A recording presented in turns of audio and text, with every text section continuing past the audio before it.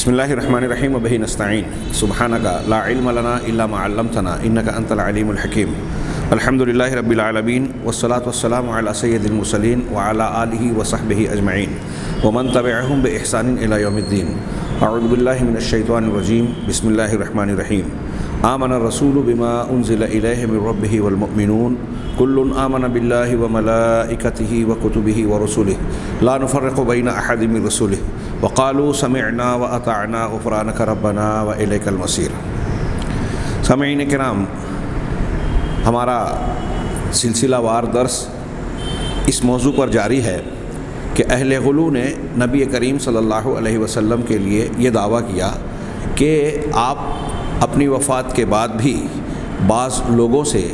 بیداری کی حالت میں ملاقات کرتے اور ان سے گفت و شنید کرتے، یہ ملاقات کرنے والا آپ سے کچھ چیزیں اخذ کرتا۔ اس سلسلے کے بعض اعتراضات اور توضیحات گزر چکی۔ آخر میں ہماری گفتگو اس روایت کے بارے میں چل رہی تھی کہ جو حکایات ادعاءات کیے جاتے ہیں ان کی تو کوئی سند اور کوئی حیثیت نہیں ہے استدلال کے اعتبار سے، شریعت کے کسی معاملے کو ثابت کرنے کے اعتبار سے۔ جو الٹے سیدھے واقعات بیان کیے جاتے ہیں وہ بے سند ہیں، ان کا کوئی درجہ ہی نہیں ہے۔ ہم دوسری بات صحیح بخاری کی ایک روایت سے جو یہ اہل غلو استدلال کرتے ہیں، جس میں یہ الفاظ ہیں حضرت ابو ہریرہ رضی اللہ تعالیٰ عنہ سے مروی کہ آپ صلی اللہ علیہ وسلم نے فرمایا کہ جس نے مجھے خواب میں دیکھا وہ عنقریب مجھے بیداری میں بھی دیکھے گا۔ اس روایت پر گفتگو کرتے ہوئے پچھلے درس میں یہ بیان کیا گیا جو صاحب کتاب کے صراحت کے ساتھ میں نے پیش کیا کہ پہلی بات تو یہ کہ حضرت ابو ہریرہ رضی اللہ تعالیٰ عنہ سے یہ روایت ان کے 5 شاگردوں نے نقل کی۔ ایک تو یہی ایک لفظ جو ابو سلمہ نے آپ سے روایت کیا جو ہم نے پیش کیا، اس کے علاوہ باقی روات نے حضرت ابو ہریرہ رضی اللہ تعالیٰ عنہ سے روایت کرنے میں اس سے اختلاف کیا۔ پھر ابو سلمہ سے جن لوگوں نے روایت کیا انہوں نے بھی اختلاف کیا۔ پھر حضرت ابو ہریرہ کا کہ شاگردوں اور ان کے شاگردوں میں روایت کے الفاظ کا اختلاف، مزید یہ کہ دوسرے صحابہ کرام نے یہ روایت جو نبی کریم صلی اللہ علیہ وسلم سے نقل فرمائی اس میں بھی اس لفظ کے علاوہ دوسرے الفاظ ہیں۔ اور اسی کی روشنی میں ایک تیسری شکل انہوں نے یہ بیان کی کہ علماء نے اس بنیاد پر پیدا ہونے والے اشکال کے مختلف جواب دیے اور 6 جوابات نقل کیے، جس میں سے ایک یہ بھی ہے جو اہل غلو بیان کرتے ہیں۔ لیکن اہل غلو کے اس اشکال پر خود علامہ ابن حجر عسقلانی رحمہ اللہ نے فتح الباری میں علماء کے جوابات کا خلاصہ نقل کرنے کے بعد 6 نمبر پر اسے ذکر کیا اور یہ کہا کہ اگر اس معنی کو ہم قبول کرتے ہیں تو اس پر کچھ اشکالات ہوتے ہیں کہ اگر یہ بات مان لی جائے کہ آپ بیداری میں وفات کے بعد کچھ لوگوں سے ملتے ہیں اور ملنے والا شخص آپ سے بہت ساری چیزیں اخذ کرتا ہے تو ایسی صورت میں یہ ماننا پڑے گا کہ قیامت تک اہل تقویٰ اور ولایت کے درجے پر پہنچے ہوئے، اعلیٰ درجے پر پہنچے ہوئے لوگوں کے لیے صحابیت کا دروازہ کھلا ہے۔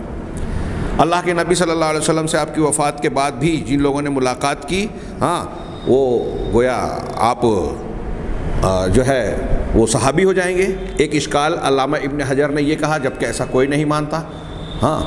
دوسری بات، اور ایسا کسی کے لیے اس بات نہیں کیا جاتا کہ فلاں شخص نے چونکہ بیداری کی حالت میں آپ کے وفات کے بعد ملاقات کی اس لیے وہ مقام صحابیت سے بہرہ ور ہو گیا یا اس مقام پر پہنچ گیا، کوئی کسی کے بارے میں یہ نہیں کہا جاتا۔ دوسری بات یہ کہ جن لوگوں نے نبی کریم صلی اللہ علیہ وسلم کو خواب میں دیکھا، ایسے بہت سارے لوگ امت میں گزرے ہیں، لیکن ایسے بہت سارے لوگوں نے جنہوں نے یہ ذکر کیا کہ انہوں نے رسول اللہ صلی اللہ علیہ وسلم کو خواب میں دیکھا، انہوں نے یہ دعویٰ کیا ہی نہیں یا ان کے بارے میں یہ ثابت ہے ہی نہیں کہ انہوں نے پھر بیداری میں بھی دیکھا ہو۔ اگر بخاری کے ان الفاظ کا یہی معنی ہوتا کہ جس نے بھی خواب میں دیکھا خواب کے بعد وہ بیداری میں بھی دیکھے گا، تو ایسے بہت سارے لوگ گزرے ہیں جنہوں نے خواب میں دیکھا لیکن بیداری میں نہیں دیکھا۔ کہہ رہے ہیں اس کے بعد کہہ رہے ہیں کہ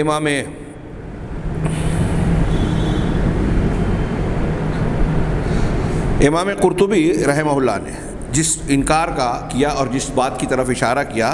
یہی امام قرطبی کا بھی قول ہے۔ وہ کہتے ہیں امام قرطبی کا قول میں، اب ہم آگے بڑھ رہے ہیں کہ اختلف فی معنی الحدیث،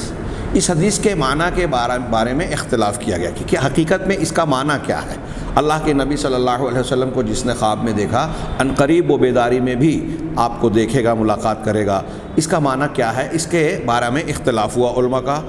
فقال قوم ہوا علی ظاہرہ، تو امام قرطبی کہتے ہیں کہ ایک گروہ نے یہ کہا کہ یہ حدیث اپنے ظاہری معنی پر محمول کی جائے گی، جو اس کے الفاظ ظاہری معنی دے رہے ہیں اسی کو مراد لیا جائے گا۔ تو مطلب کیا ہوگا؟ فمن رآہ فی النوم رآ حقیقتہ، کہ جس نے آپ کو نیند کی حالت میں دیکھا اس نے آپ کو حقیقت میں دیکھا، رآ حقیقتہ، آپ کی حقیقت کو دیکھا۔ کمن رآہ فی الیقظہ سواء، ایسے ہی جیسے اس شخص نے دیکھا جس نے آپ کو بیداری میں دیکھا، بالکل ہو بہو برابر۔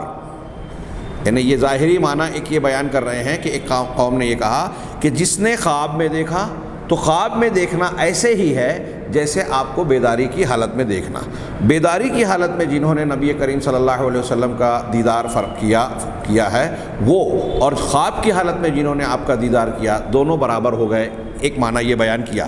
وَهَذَا قَوْلٌ يُدْرَكُ فَسَادُهُ بِأَوَائِلِ الْعُقُولِ، لیکن یہ بات، یہ قول، یہ تشریح ایسی ہے کہ جس کا غلط ہونا، فاسد ہونا اوائل عقول یعنی عقل کے ابتدائی غور و فکر کے مرحلے ہی میں سمجھ میں آ جاتا ہے۔ علامہ قرطبی نے اس قول کو نقل کر کے کہا کہ اگر عقلی طور سے بھی سوجھ بوجھ سے کام لے کر غور کریں تو ابتدائی مرحلے میں ہی سمجھ میں آ جاتا ہے کہ یہ قول فاسد ہے، قابل قبول نہیں ہو سکتا۔ کیوں؟ وَيَلْزَمُ عَلَيْهِ أَلَّا يَرَاهُ أَحَدٌ إِلَّا عَلَى صُورَتِهِ الَّتِي مَاتَ عَلَيْهَا، اس سے یہ لازم آتا ہے کہ کوئی بھی شخص جس نے آپ کو دیکھا اس نے آپ کی اسی شکل و صورت میں دیکھا جس پر آپ کی موت ہوئی۔ وَأَلَّا يَرَاهُ رَأْيَانِ فِي آنٍ وَاحِدٍ فِي مَكَانَيْنِ، اور یہ بھی لازم آتا ہے کہ ایک ہی وقت میں دو دیکھنے والے آپ کو دو جگہوں پر نہیں دیکھ سکتے۔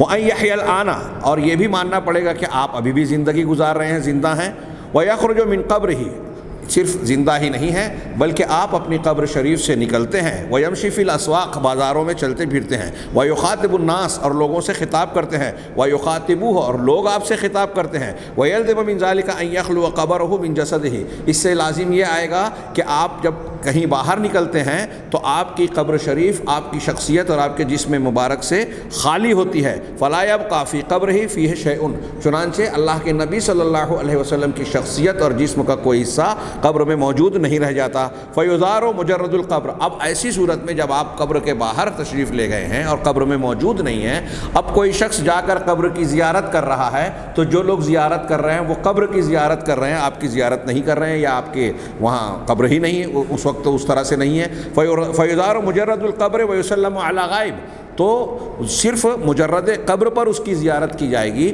اور کی جا رہی ہے، اور ایک غائب شخصیت پر سلام کیا جا رہا ہے۔ لأنه جائز ان یرا فی اللیل والنہار مع اتصالات الاوقات علی حقیقتہ، کیونکہ اس حدیث کی روشنی میں مذکورہ تشریح کے مطابق علامہ قرطبی کہہ رہے ہیں کہ جائز ہوگا کہ رات اور دن کے کسی بھی موقع پر آپ کو دیکھا جائے،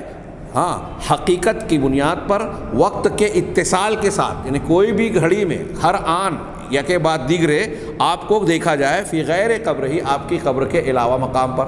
مختلف مقامات پر آپ کو دیکھا جا رہا ہے، اس میں کوئی وقت کی قید نہیں ہے دن اور رات میں۔ وَهَذِهِ جِهَالَاتٌ لَا يَلْتَزِمُ بِهَا مَن لَهُ أَدْنَىٰ مِسْكَةٍ مِنْ عَقْلٍ، کہہ رہے ہیں کہ یہ ایسی جہالت کی باتیں ہیں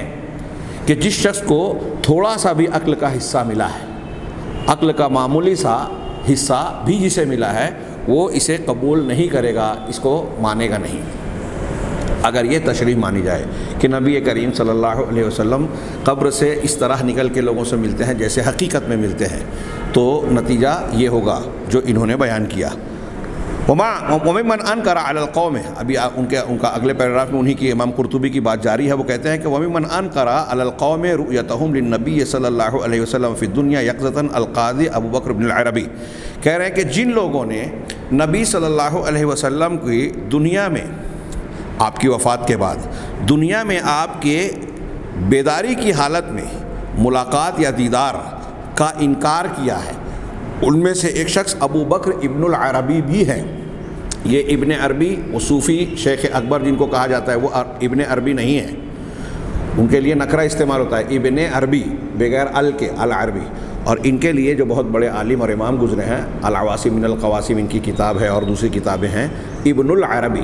ال کے ساتھ استعمال ہوتا ہے۔ ان کا نام ہے محمد ابن عبداللہ المعروف بابن العربی الاشبیلی المالکی، اندلس کے بڑے علماء میں سے ہیں، اور ان کی بہت ساری کتاب ہے، جیسے عارضۃ الاحوذی فی شرح الترمذی و احکام القرآن۔ ہاں، ان کی وفات سن 543 ہجری میں ہوئی۔ ہاں، سیر علماء النبلا اور دوسری کتابیں دیکھی جا سکتی ہیں۔ تو اللہ کے نبی صلی اللہ علیہ وسلم کا دنیا میں بیداری کی حالت میں دیکھا جانا، اس کا انکار شیخ ابو بکر ابن العربی رحمہ اللہ نے بھی فرمائی ہے۔ قالا، وہ کہتے ہیں، وشذ بعض القدریہ، بعض قدریہ نے شذوذ اختیار کیا، الگ تھلگ ایک بات کہی لوگوں سے ہٹ کر۔ ہاں، فقال، اور انہوں نے کہا، الرؤیۃ لا حقیقت لها اصلا، کہ رویت کی اصلاً کوئی حقیقت ہے ہی نہیں۔ وشذ بعض الصالحین فزعم انها تقع بعین الراس، کہہ رہے ہیں کہ بعض صالحین نے یہ شذوذ اختیار کیا اور انہوں نے یہ گمان کر لیا کہ یہ عین راس یعنی سر کی یہ جو آنکھ ہے ہماری، اسی کے ذریعے سے واقع ہوتی ہے۔ فتح الباری جلد 12 صفحہ نمبر 284 سے یہ عبارتیں نقل کی ہیں۔ امام قرطبی، ابو بکر ابن العربی اور ان لوگوں کے اقوال، اور ساتھ میں علامہ ابن حجر نے شذوذ کے طور پر کچھ اقوال مزید ذکر کر دیے۔ ملاحظہ فرما رہے ہیں آپ کہ اگر وہ معنی جو اہل غلو بخاری کی اس حدیث کا بیان کر رہے ہیں معنی مراد لیا جائے تو اس سے کئی اشکالات ابھرتے ہیں، اور بالکل پہلا اشکال جو ابن حجر عسقلانی رحمہ اللہ نے ذکر کیا ہے، اگر ہم اس کو بھی سامنے رکھیں تو صرف وہی بات کافی ہے کہ امت میں کوئی بھی شخص نبی کریم صلی اللہ علیہ وسلم کی وفات کے بعد بیداری میں آپ کے دیدار کا دعویٰ کرنے والے کے بارے میں اس کا قائل نہیں ہے۔ اہل علم میں یہ بات کوئی مانتا ہی نہیں ہے کہ اس کو صحابی کا درجہ دیا جائے گا، بلکہ آپ کا دیکھا جانا اس حالت میں اس شکل میں یہی مختلف فی ہو گیا اہل غلو اور اہل سنت کے درمیان۔ اہل سنت میں کوئی معتبر شخصیت ایسی ہے ہی نہیں جو اس کو مانتی ہو۔ اس کا معنی یہ ہوا کہ جس حدیث سے یہ استدلال کر رہے ہیں اس حدیث کا یہ معنی جو اہل غلو اہل بدعت نے لیا ہے وہ کسی معتبر اہل سنت کے امام نے، علماء میں سے کسی قابل قبول شخصیت نے بیان نہیں کیا۔ ہاں، یہ چوتھا اشکال اور وجہ بتائی تھی جس کی بنیاد پر یہ کہا کہ بخاری کی اس حدیث سے جو یہ اہل غلو استدلال کرتے ہیں ان کا یہ استدلال قابل توجہ ہے اور صحیح نہیں ہے۔ 4 باتیں بیان کی تھی، 5ویں وجہ جو آخری وجہ کے طور پر انہوں نے ذکر کی وہ ہے کہ اضطراب المقالات القوم فی کیفیت الرؤیا۔ یہ جو غلو پسند لوگ اہل بدعت اللہ کے نبی صلی اللہ علیہ وسلم کی ملاقات کو مانتے بھی ہیں کہ بیداری کی حالت میں آپ کی وفات کے بعد دیکھا جاتا ہے، تو کیسے اس کی رویت ہوتی ہے؟ خود اہل غلو کی مختلف شخصیات کے درمیان شدید اختلاف ہے، الگ الگ توجیہ کرتے ہیں، الگ الگ دعوے کرتے ہیں، چنانچہ ان کے یہاں خود اس سلسلے میں اضطراب پایا جاتا ہے۔ چنانچہ آگے کہہ رہے ہیں یہ کہ جب فلما اشتد الانکار علی ہؤلاء القائلین برؤیتہ صلی اللہ علیہ وسلم فی الدنیا بعد وفاتہ یقظۃ لا مناما، جب یہ جو لوگ اللہ کے نبی صلی اللہ علیہ وسلم کی رؤیت کے آپ کی وفات کے بعد بیداری کی حالت میں، خواب کی حالت میں نہیں، بیداری کی حالت میں آپ کے دیدار کے جو قائلین ہیں ان پر اہل علم اور اہل حق کا انکار بڑا سخت ہوا، شدت سے لوگوں نے انکار کیا، پکڑ کی، سوالات اٹھائے، اعتراضات کیے، اشکالات پیش کیے۔ جب یہ سخت انکار ہوا، استربت مقالاتہم فی کیفیت تلک الرؤیا، تو رؤیت کی، اللہ کے نبی صلی اللہ علیہ وسلم کے دیدار کی کیفیت کے سلسلے میں ان کی باتیں مضطرب ہو گئیں۔ کوئی کچھ کہتا ہے، کوئی کچھ کہتا ہے، ایک دوسرے سے الگ الگ بات کہتے ہیں، ٹکرانے والی بات۔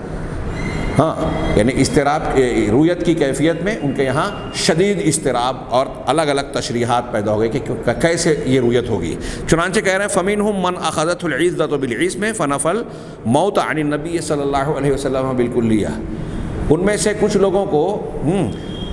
أَخَذَتْهُ الْعِزَّةُ بِالْعِصْمِ، اس کی عزت نے گناہ کے ساتھ اسے پکڑ لیا، یہ قرآن کی تعبیر ہے۔ ہاں، کچھ لوگوں کو اگر برائی پر ٹوکا جاتا ہے تو وہ اکڑ جاتے ہیں، مجھ سے یہ بات کہی جائے گی، میں یہ بات مانوں، میں نے ایک بات کہہ دی تو اب میری ہی بات صحیح رہے گی۔ تو اپنی بات کو صحیح ثابت کرنے کے لیے، اپنی غلطی پر ہٹ دھرمی کرنے کے لیے اس کی انانیت نے اس کو گھیر لیا، اور وہ اپنی عزت و انانیت پر اس طرح اڑ گیا کہ اپنی بات کو صحیح ثابت کرنے کے لیے وہ اس درجہ آگے بڑھا کہ نبی صلی اللہ علیہ وسلم سے بالکلیہ موت کا ہی انکار کر دیا کہ آپ کی وفات اور موت ہوئی ہی نہیں۔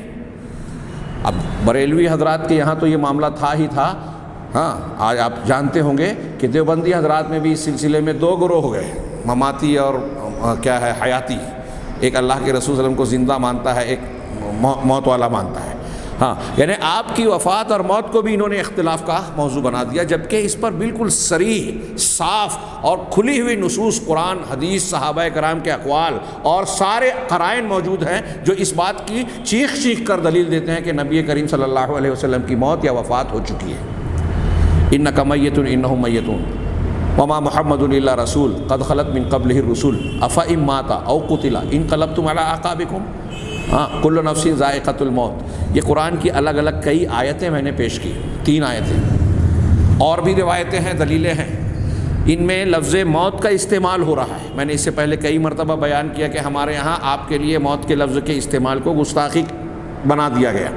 جبکہ یہ لفظ قرآن میں ہے۔ اللہ کے نبی صلی اللہ علیہ وسلم نے بذات خود اس کو استعمال فرمایا، صحابہ کرام، تابعین، محدثین، ائمہ کرام، یہ سب لوگ استعمال کرتے تھے۔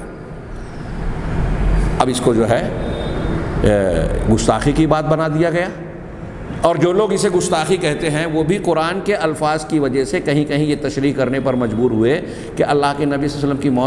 موت تو طاری ہوئی، لیکن کچھ لمحوں کے لیے، جیسے امام احمد رضا صاحب سے منقول ہے، لوگ نقل کرتے ہیں۔ مولانا اسماعیل صاحب گجرانوالہ نے اپنی کتابچے میں اس کا ذکر کیا۔ میں نے اس سے پہلے بعض درس میں اس کا تذکرہ کر کے اس پر سوال بھی اٹھایا، جو شیخ اسماعیل صاحب اور دوسرے لوگوں نے سوالات اٹھائے۔ خیر، تو جن لوگوں نے ہٹ دھرمی اختیار کی، نبی صلی اللہ علیہ وسلم سے موت کا ہی بالکلیہ انکار کر دیا، نفی کر دی، وزعم، اور انہوں نے یہ دعویٰ کیا، گمان کیا کہ ان موتہ صلی اللہ علیہ وسلم ہوا تسترہ امن لا یفقہ عن اللہ، کہ نبی صلی اللہ علیہ وسلم کی جو موت ہے، اس موت کی حقیقت یہ ہے کہ آپ نے پردہ کر لیا اس شخص سے جو اللہ تبارک و تعالیٰ کو نہیں سمجھتا، اللہ تعالیٰ کی طرف سے جو باتیں آ رہی ہے اس کی سوجھ بوجھ نہیں رکھتا۔ تو حقائق کو سمجھنے کی جس کے اندر صلاحیت نہیں ہے، اس کے لیے نبی صلی اللہ علیہ وسلم نے آڑ اختیار کر لیا، تستر۔ یہ بالکل اس کا ہمارے ہندوستان پاکستان میں اسی کی تعبیر کرتے ہوئے کہتے ہیں کہ نبی صلی اللہ علیہ وسلم نے پردہ کر لیا، یعنی آپ کی وفات کو یا موت کو پردہ کرنے سے تعبیر کرتے ہیں۔ یہ یاد رکھیے گا، جو لوگ یہ لفظ استعمال کرتے ہیں، ہمارے ہاں کچھ لوگ جو بھولے بھالے ہیں، لوگوں سے سن کر یہی تعبیرات اختیار کر لیتے ہیں۔ بعض تعبیرات میں بھی انحراف، گمراہی اور بدعقیدگی کا دخل ہوتا ہے، جیسے یہی تعبیر ہے۔ جو لوگ یہ کہتے ہیں کہ نبی صلی اللہ علیہ وسلم پردہ کر گئے، ان کا یہ لفظ بولنا اس بات کا غماز ہے یا یہ معنی رکھتا ہے کہ آپ کی موت یا وفات نہیں ہوئی، جو قرآن حدیث تمام صحابہ کرام کے اتفاق کے بالکل خلاف ہے، اہل سنت والجماعت کے متفقہ عقیدے کے خلاف ہے۔ اور جو لوگ بھی بریلوی ہوں، دیوبندی ہوں، وہ یہ کہتے ہیں کہ آپ کی وفات یا موت نہیں ہوئی، وہ یہ سن لیں، سمجھ لیں کہ وہ صحابہ کرام کے عقیدے پر نہیں ہیں، قرآن کے عقیدے پر نہیں ہیں، حدیث کے عقیدے پر نہیں ہیں۔ بعد کے لوگوں کی توجیہات کر کے وہ جو بھی عقیدہ کریں، اور ایسا ماننے والوں کو چاہے گستاخ کہہ کے اپنے آپ کو عقیدت مند کہیں، حقیقت میں یہ قرآن حدیث صحابہ کے گستاخی کر رہے ہیں جب یہ اس بات کا انکار کر رہے ہیں جو قرآن حدیث اور اجماع صحابہ سے ثابت ہے۔ جو چیز ثابت ہے آپ اس کا انکار کر کے آپ جو ہے وہ اللہ کے رسول سے محبت کرنے والے نہیں، اس دھوکے سے باہر نکلیں۔ آپ کیسے محبت کرنے والے ہو سکتے ہیں جب آپ کی بات کو ماننے کے لیے تیار نہیں ہے؟ کتنی حدیثیں بیان کی جائے کہ آپ نے خود اپنے لیے امکان موت کا اور موت کے ہونے کا ذکر کیا، انبیاء کرام علیہ الصلوۃ والسلام کی موت کا اس بات کیا، اور اپنے لیے بھی۔ صحابہ کرام نے نماز جنازہ کس کی پڑھی، تدفین کس کی اور آپ کے بعد ورثے کا جو بھی مسئلہ اٹھا اور پھر اس کے بعد جو بھی روش اختیار کی گئی آپ کے استثناء کے ساتھ، اگر یہ وفات یا موت کا معاملہ ہی نہ ہوتا تو پھر ایسا کیوں ہوتا؟ اللہ کے رسول صلی اللہ علیہ وسلم کے ازواج مطہرات نے آپ کے وفات کے بعد عدت کیوں گزاری 4 مہینہ 10 دن کی؟ ثبوت ہے بعض صحابیات نے امہات المومنین نے 4 مہینہ 10 دنوں کے بعد پڑوس کی عورتوں کو بلایا اور کہا کہ دیکھو ہاں میں ان لوگوں کے سامنے سرما لگایا، خوشبو لگائی، اچھا کپڑا پہنا، ہاں بالوں کو سنوارا اور کہا کہ دیکھیے ہم کو اس کی ضرورت تو نہیں تھی لیکن میں نے اس لیے آپ لوگوں کو بلا کر یہ آپ کے سامنے کیا تاکہ آپ کو پتہ چل جائے کہ اللہ تبارک و تعالیٰ نے 4 مہینہ 10 دن کی جو عدت اور سوگ کا حکم دیا ہے اس سے زیادہ ہم سوگ نہیں منا رہے ہیں۔ یہ واضح کرنے کے لیے ہم نے آپ لوگوں کے سامنے، اس کا مطلب 4 مہینہ 10 دن کی عدت اور سوگ منایا۔ جب اگر یہ مان لیا جائے کہ آپ کی وفات ہوئی ہی نہیں تھی، یا یہ جو قول کہہ رہے ہیں کہ آپ کی موت نہیں ہوئی تھی لیکن جو اللہ تعالیٰ کی باتوں کو سمجھتا نہیں ہے اس سے آپ نے پردہ اختیار کیا لیا، تو صحابہ کرام ازواج مطہرات بھی ان لوگوں میں سے تھے جو اللہ کی باتوں کو سمجھتے نہیں تھے، معرفت نہیں رکھتے تھے، جاہل تھے نعوذ باللہ۔ یہ کہنا چاہ رہے ہو تو کس کی گستاخی کر رہے ہیں؟ دین عقیدہ جیسا صحابہ کرام نے امہات المومنین اور اہل بیت نے جیسا سمجھا کوئی نہیں سمجھ سکتا۔ اور اہل بیت سب کے سب ازواج مطہرات جس میں شامل ہیں تمام صحابہ آپ کی وفات اور موت کے قائل ہیں۔ اگر ایسا نہیں ہوتا تو آپ کی وفات کے بعد جو معاملات ہوئے وہ نہ ہوتے۔ خیر آگے بڑھتے ہیں۔ یہ انہوں نے آگے بیان کیا کہ وَمِنْهُمْ مَنْ زَعَمَ، اور ان میں سے کچھ لوگ ایسے ہیں جنہوں نے یہ دعویٰ کیا کہ انہو صلی اللہ علیہ وسلم یحضر کل مجلس۔ بحث یہ چل رہی کہ اس حدیث کی تشریح میں ان کا اضطراب ہوا کہ کیسے ملاقات کرتے ہیں، تو ایک گروہ نے کہہ دیا کہ آپ کی وفات ہی نہیں ہوئی، مطلب آپ زندہ ہیں، پردہ کر لیے۔ ایک قول یہ ہے اور یہ بہت ہی خطرناک قسم کی جسارت ہے، قرآن حدیث کے خلاف۔ دوسرا گروہ یہ کہتا ہے کہ آپ ہر مجلس میں حاضر ہوتے ہیں یا ہر جگہ پر موجود رہتے ہیں، او مکان ارادہ بجسدہ و روحہ، جہاں آپ چاہتے ہیں، جہاں آپ چاہتے ہیں، جس جگہ جانا چاہتے ہیں آپ اپنے جسم اور روح کے ساتھ وہاں پہنچ جاتے ہیں، موجود ہوتے ہیں۔ ہمارے یہاں ایک جملہ کہا جاتا ہے حاضر و ناظر، نبی اللہ تبارک و تعالیٰ کے لیے بھی کہا جاتا ہے اور صحیح اللہ کے لیے ہے، لیکن اللہ تبارک و تعالیٰ کے لیے بھی حاضر ناظر کے جملے میں تھوڑی سی تشریح کی ضرورت ہے، عمومی معنی میں نہیں ہے۔ جب ہم کہہ رہے ہیں کہ جیسے میں یہاں حاضر ہوں، ناظر ہوں، تو جسم کے ساتھ میں یہاں حاضر ہوں، ناظر ہوں، آنکھ سے دیکھ رہا ہوں، سمجھ رہا ہوں، جتنی میری طاقت صلاحیت ہے اپنے معنی میں۔ اب اللہ تعالیٰ کے لیے جب ہم کہتے ہیں کہ حاضر ناظر، تو اس کا کیا مطلب؟ اللہ تعالیٰ کا حضور ویسے ہے جسم کے ساتھ جیسے ہم یہاں ہیں؟ جی نہیں، یہ بات اچھی طرح دماغ میں رکھیے۔ اسی لیے بعض اہل سنت والجماعت کے لوگ جو ہندوستان پاکستانی مزاج کو سامنے رکھتے ہیں وہ یہ کہتے ہیں کہ اللہ کے لیے بھی یہاں ہندوستان پاکستان میں حاضر ناظر والا جملہ نہیں بولنا چاہیے۔ کیوں نہیں بولنا چاہیے؟ اس لیے کہ ہمارے یہاں ایک بڑا طبقہ، نہ صرف عوام بلکہ علماء اہل سنت والجماعت کے عقیدے سے ہٹ کر اپنے مسلک حنفیت شافعیت جس کا بھی دعویٰ کرتے ہوں، وہ اشعریت ماتریدیت اور صوفیت کے عقیدے کی بنیاد پر اس بات کی قائل ہے کہ اللہ تبارک و تعالیٰ عرش پر نہیں ہے، اس کی مختلف تعویلات، تشریحات، انکار اور تحریف کرتے ہیں اور یہ بیان کرتے ہیں کہ اللہ اپنی ذات کے ساتھ ہر جگہ ہے۔ یہ بالکل قرآن حدیث کے اہل سنت والجماعت کے متفقہ عقیدے کے خلاف بات ہے، کفر کی بات ہے۔ چنانچہ اللہ تبارک و تعالیٰ کے لیے جب ہم حاضر کہتے ہیں تو اس کا معنی حاضر بالعلم، بالقدرہ، بالاحاطہ ہوگا کہ علم کے ساتھ اللہ ہر جگہ ہے، احاطے کے ساتھ ہر جگہ ہے، ہر چیز کو گھیر رکھا ہے، اس کی قدرت اور طاقت نے ہر چیز کو گھیر رکھا ہے۔ جہاں تک اللہ کی ذات کی بات ہے تو وہ عرش کے اوپر مستوی ہے۔ اچھی طریقے سے دماغ میں رکھیں، یہ بحث ہم مختلف موقعوں پر کرتے ہیں، اس پر مستقل میں نے خطاب دیے، ہمارے سلف میں اس پر شدید اختلاف تھا تو کتابیں لکھی، میں نے بیان کیا کہ جو اہل بدعت اہل سنت اللہ تعالیٰ کے اسماء و صفات کے باب میں جو اختلاف ہوا نا، اس میں بہت اصولی اختلافات کئی قسم کے ہیں۔ سب سے زیادہ جو مسئلہ اللہ کے صفات میں سے لوگوں نے بحث کا موضوع بنایا غالباً وہ علو کی بحث ہی ہے، عرش پر مستوی ہونا اور اللہ تبارک و تعالیٰ کا علم اور قدرت کے ذریعے کے ساتھ ہر جگہ ہونا، اہل سنت کا یہ عقیدہ جو ہے اسی پر سب سے زیادہ بحث ہوئی۔ اور پھر اس کے بعد کلام، اللہ کے کلام کی صفت، اللہ تبارک و تعالیٰ کے دیدار کی صفت، ان چیزوں پر 3-4 مسائل ایسے ہیں جس پر خوب بحث ہوئی۔ طرفین نے اور اہل سنت والجماعت کے ائمہ سلف و علماء نے اتنا بھرپور اور زبردست جواب دیا کہ اگر کوئی انصاف پسند صاحب علم عقل والا انسان ان کو سرسری طور سے بھی پڑھے تو یہ جو گمراہ اقوام فرقے اہل بدعت ہیں جو مختلف عقلی توجیحات اور احتمالات اشکالات کی بنیاد پر قرآن حدیث کی صراحتوں کا انکار کرتے ہیں یا تحریف کرتے ہیں یا تعویل فاسد سے کام لیتے ہیں، ان کا بہت بھرپور انداز میں رد ہو جاتا ہے،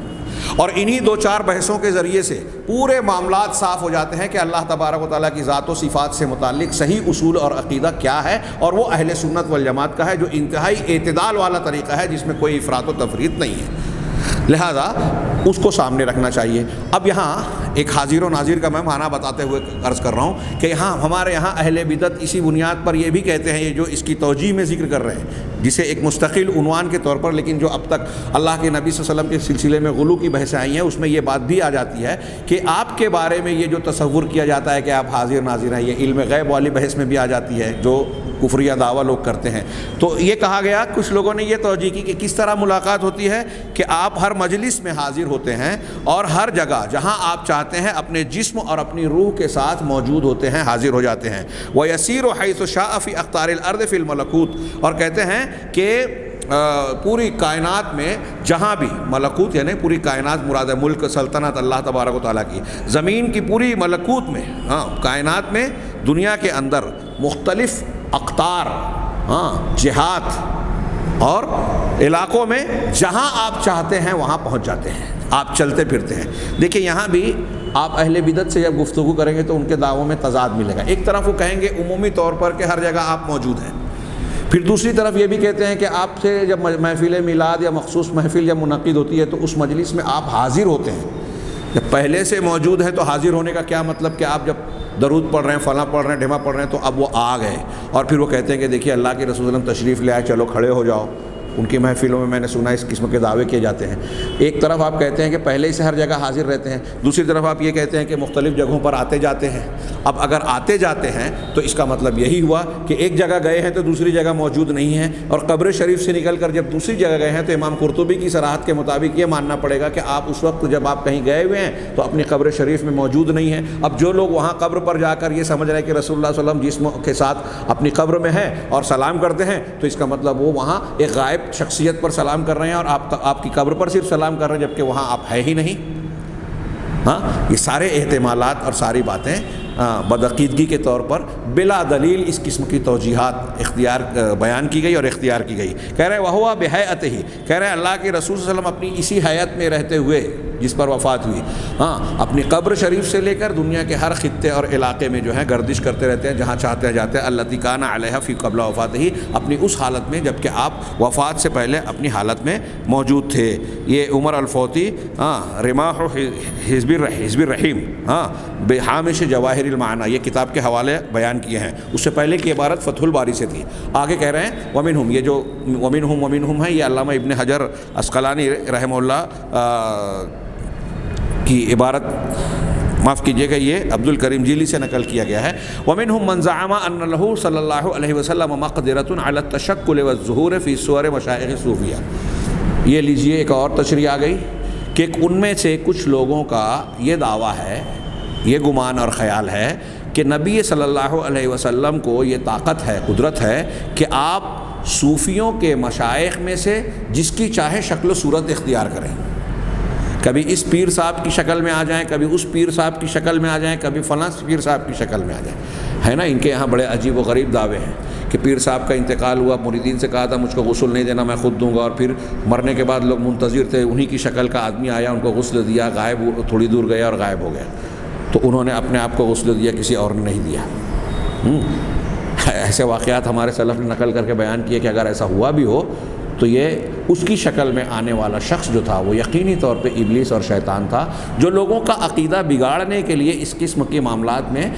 گمراہ لوگوں کی تائید کرتا ہے۔ اس کا مقصد ہے عقیدہ بگاڑنا، کہ دیکھو یہ مر جانے کے باوجود آ رہے ہیں، خیر وہ کسی اس مقام پہ ہم آپ کی گفتگو کریں گے، آگے کے بحثوں میں آئے گی وہ بحث انشاءاللہ۔ کہہ رہے ہیں کہ ان لوگ ایسا دعویٰ کرتے ہیں ایسے لوگ کہ اللہ کے نبی صلی اللہ علیہ وسلم صوفیہ کے مشائخ کی مختلف شکلوں میں روپ دھار کر آ سکتے ہیں۔ یہ عبد الکریم جیلی کی کتاب الانسان الکامل جلد دوم صفحہ 74-75 میں یہ چیز بیان کی گئی ہے۔ وفریق لعن بعض الشیء، ہاں بعض ایک فریق نے کچھ چیزیں انہیں تفصیل بیان کی اور کہا فمنہم من زعم، یعنی الگ راستہ اختیار کیا اور یہ گمار کیا کہ آپ کی رؤیت سے مراد من زعم ان المراد برؤیتہ کذالک یقظۃ القلب لا یقظۃ الحواس الجسمانیہ، کہ یہ جو ہم کہہ رہے ہیں کہ اللہ کے رسول صلی اللہ علیہ وسلم کی رؤیت جو ہے وہ بیداری کی حالت میں ہوتی ہے، تو ان کا مطلب یہ ہے کہ دل کی بیداری کے ساتھ، جسمانی بیداری کے ساتھ نہیں۔ اب دیکھیے ان لوگوں نے کچھ الگ الگ راہیں اختیار کی۔ ہاں یہ امام شعرانی نے طبقات کبریٰ میں محمد مغربی شاذلی کا قول نقل کیا کہ آپ کی بیداری کا مطلب کیا ہے؟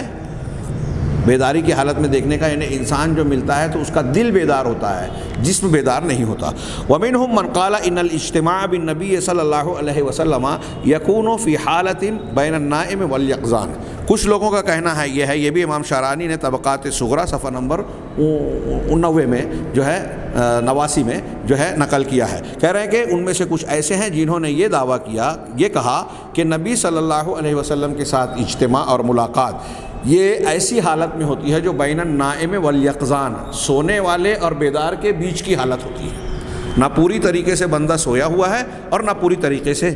بیدار ہے۔ ومنہم من قال ان اللہ یرا ہی روحہ، کہ جو چیز ان الذی یرا، کہ جس چیز کو دیکھا جاتا ہے وہ آپ کا جسم نہیں ہوتا بلکہ آپ کی روح ہوتی ہے۔ ہاں یہ محمد علوی المالکی الذخائر المحمدیہ صفحہ 259 میں انہوں نے تذکرہ کیا، آگے اور بھی حوالے کی تھوڑی وضاحت ہے۔ وعلیہ، اب یہ ساری باتیں پیش کرنے کے بعد خلاصے کے طور پر دکتور صادق فرما رہے ہیں کہ اس بنیاد پر یہ ساری توجیحات، تشریحات، علماء اہل سنت کی حدیث سے متعلق بحثیں ہم نے پڑھی، اور پھر رؤیت کی کیفیت کے متعلق یہ دعوے داروں کے درمیان شدید اختلاف اور اس کی کیفیت میں اضطراب، اس کو بیان کرنے کے بعد کہہ رہے ہیں کہ اس بنیاد پر بعد ان ظہر تفرد، بعد اس کے کہ یہ بات کھل گئی، واضح ہو گئی کہ یہ روایت جس سے قوم نے، اہل غلو نے استدلال کیا ہے، یہ جمہور علماء صحابہ کی روایت اور ان کے الفاظ کے خلاف ہے۔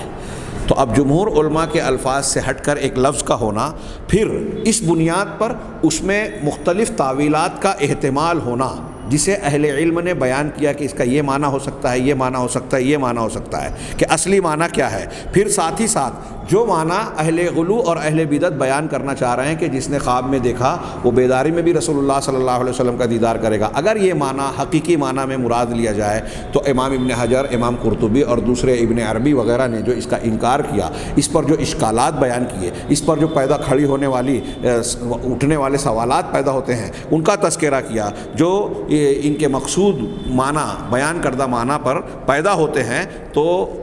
اس کو سامنے رکھیں۔ اسی کے ساتھ ساتھ خود رؤیت کے سلسلے میں جو لوگ قائلین ہیں ان کے الفاظ اور کیفیت کے سلسلے میں ان کے اضطراب کا ہونا، ان تمام چیزوں کو اگر سامنے رکھا جائے تو مجموعی طور پر نتیجہ کیا نکلتا ہے؟ بِكُلِّ ذَلِكَ يَسْقُطُ اسْتِدْلَالُهُمْ بِهِ، ان تمام چیزوں کی بنیاد پر اس حدیث سے ان کا استدلال کرنا، دلیل پکڑنا، ثبوت پیش کرنا ساقط ہو جاتا ہے، اس کا اعتبار نہیں رہتا۔ کیوں؟ مشہور قاعدہ ہے اس بارے میں کہ اذا ورد علی دلیل الاحتمال بطل به الاستدلال، کہ جب کسی دلیل پر احتمال آ جائے کہ یہ معنی اور یہ معنی اور یہ معنی بھی ہو سکتا ہے، تو جب احتمال کی جب گنجائش آ جائے اس کے کئی معنی کی، تو اس سے استدلال کرنا باطل ہو جاتا ہے،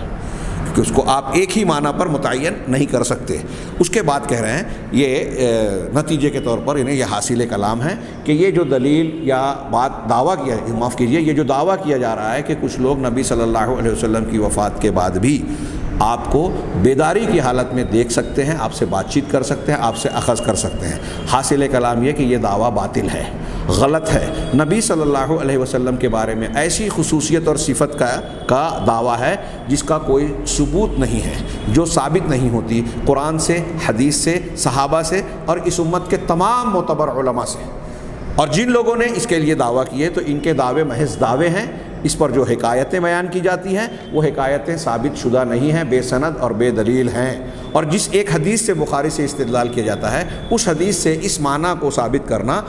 درست نہیں ہے، جیسا کہ توجیہ گزری۔ اب شیخ نے کہا کہ اب اس کے بعد ہم مزعوم خصائص، نبی صلی اللہ علیہ وسلم کے ان خصائص میں سے جو اہل بدعت نے دعویٰ کیا ہے اور آپ کے لیے ثابت نہیں ہے، ان میں سے اے قاری کریم ایک مثال نمونے کو ہم پیش کریں گے، جس سے جو دراصل اللہ کے نبی صلی اللہ علیہ وسلم کو بیداری کی حالت میں دیکھنے کی خصوصیت سے نکالی گئی فرع کے طور پر۔ یہ جو یہاں اہل غلو کی ایک غلط بات کا تذکرہ ہوا، اس غلط بات کو بنیاد بنا کر اس پر آپ کے تعلق سے اور بھی کچھ عمارتیں کھڑی کی گئی، جو جب بنیاد ہی غلط ہو جاتی ہے تو آگے کی عمارت بھی جو ہے وہ ڈھہ جاتی ہے۔ ہاں، تو چاہیے کہ لیرجع الی اللہ السالک لنہج اولئک، ہاں، ولیتعظ المتعاطف معہم، تو چاہیے کہ ان لوگوں کے راستے سے واقفیت حاصل کر کے اللہ کی طرف صحیح راستہ اختیار کیا جائے، ہاں، اور ان لوگوں کے ساتھ جو لوگ نرمی کا رویہ اختیار کرتے ہیں یا جذباتی ہو کر ان کی باتوں پر میں آ جاتے ہیں، ان کو علم، ہوش و حواس، عقل اور اپنی آخرت کی فکر کرنی چاہیے، ہاں، اور جو شخص دین کے سلسلے میں اس قسم کے دعووں، جھوٹی باتوں،